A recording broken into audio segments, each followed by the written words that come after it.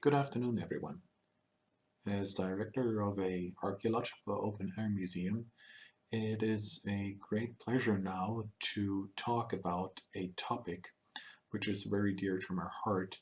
I want to talk to you about the role of draft cattle in these archaeological open-air museums and living history farms around the world, and what active role these institutions like ours could and should play in the wider context of draft animal use in the 21st century. Let me first start with an introduction of myself and how I got involved with draft cattle. My journey with draft cattle started in the year 2011 at an annual meeting of the German Ox Drivers Association. I was overwhelmed back then with how much passion and persistence some people still use cattle for draft purposes. Although most of the people present there did so on a private basis, I also met quite a few people which are using cattle in the context of open-air museums. A very well example for that back then was, and still is, the so-called state domain of Dahlem, Berlin, where Astrid Masson and her team are using draft cattle for various purposes, be it in front of a wagon or for the Berlin city folks, or for various agricultural tasks on site. As I started my job at the Open Air Laboratory in Lauresham, I had the opportunity to start working with a trained team of oxen on site.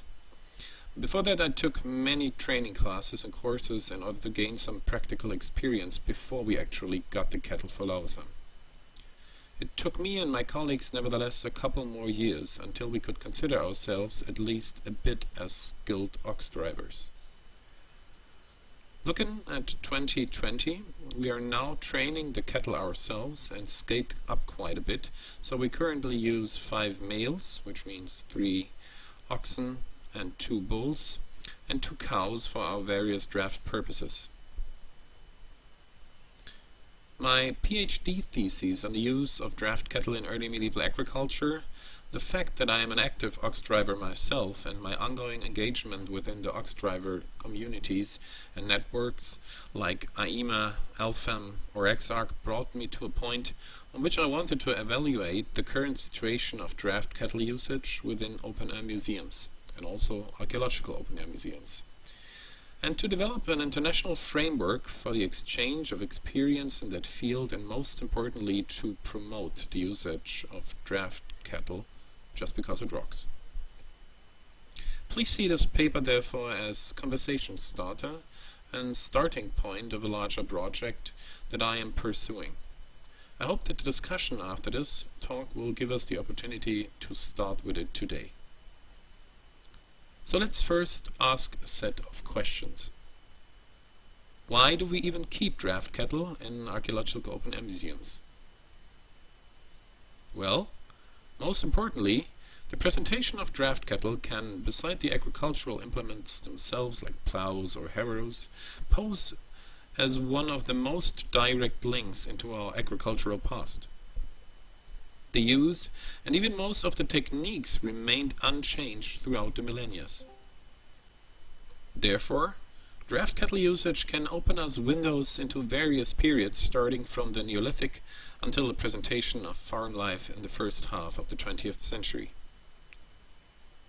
The use of draft cattle within museum contexts is also a good idea, as if it may function as a valuable and powerful way for the transmission of intangible heritage.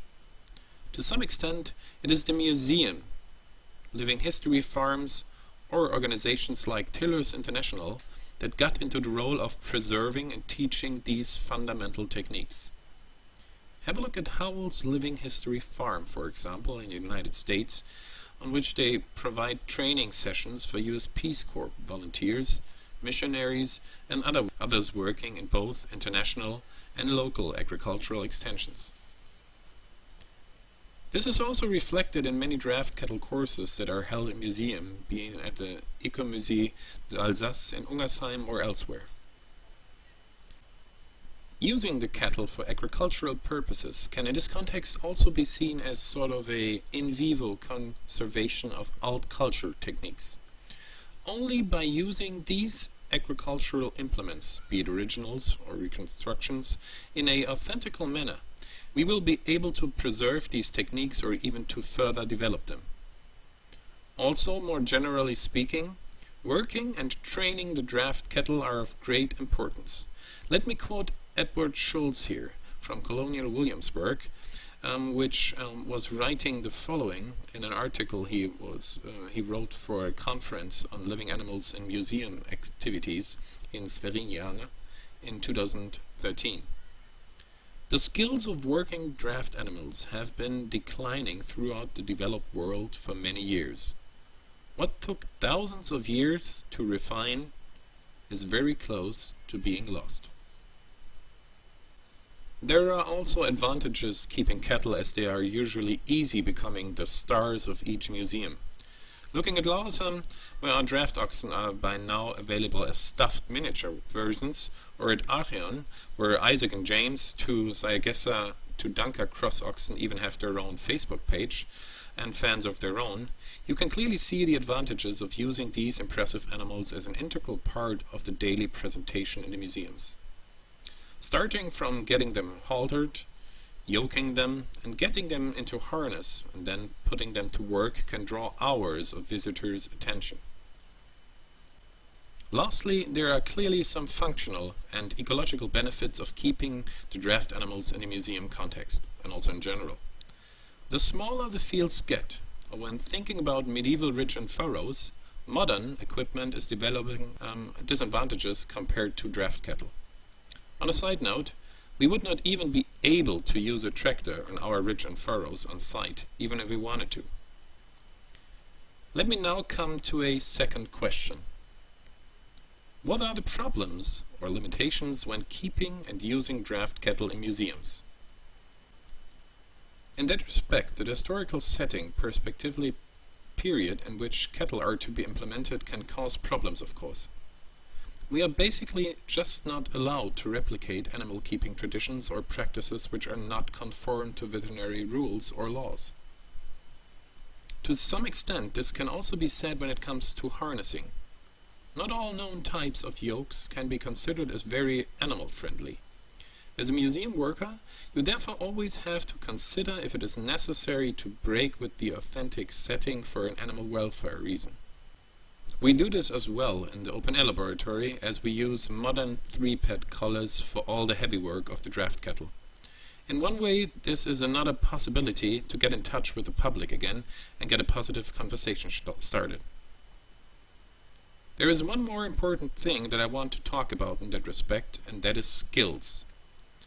And I am not talking about skills of the animals here, but skills of the handler. You can't just get a team of oxen and start working with them. There is so much stuff you can do wrong, be it causing pathological problems for the animals due to overloading or getting into dangerous situations. I can only advise everybody who is thinking about getting some draft cattle for their museums or archaeological open air museums to have skilled staff available, or to get them properly educated. What we do here in Lauresham, for example, is that all the interns of our voluntary ecological year are going through various training sessions on site, including a seminar on low-stress stockmanship organized by a cooperation partner of ours.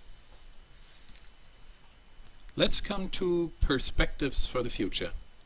Let me in this last part of my talk come back to what I said in my introduction. I am in the process of evaluating who and where in museum contexts cattle are worked or trained. I want to find out for what purposes they are kept, be it just showing or actually working with them. I also want to gather information on how they cope with challenges that they experience and how to solve them. In future, this could be a foundation of a deeper networking platform in which we could combine forces in order to promote the topic on a larger scale.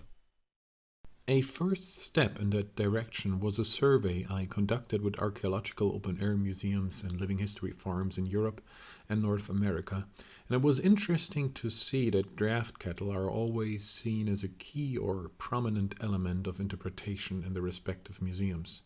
Let me quote Ben Baumgartner here, the lead agricultural interpreter from Barrington Plantation in Texas here, as he put it quite straight, saying, "They, meaning the draft cattle, are, in my opinion, our best non-verbal interpretation we have.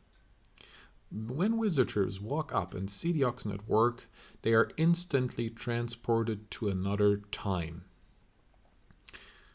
Another interesting comment came from Ed Schultz from Colonial Williamsburg, which referred to the fact that people today are in many respects far removed from agriculture. He also stated, and I quote him here, "Working cattle do not get the credit they deserve, and one way we can resolve that problem is to show them in our museum and teach our visitors about their importance in farming, commerce, moving of goods from ships to stores, logging, quarry work, and construction." As concluding remark, let me use the forum of this conference for a call to action on a global scale. Let's use the public attention open-air museums generate not only to reconnect people of the 21st century with draft animals and their use in a historic context, but also to serve as lighthouses for the training of draft cattle, to encourage their importance and relevance in the 21st century, and to play an active role for a more sustainable future. Thank you for your attention.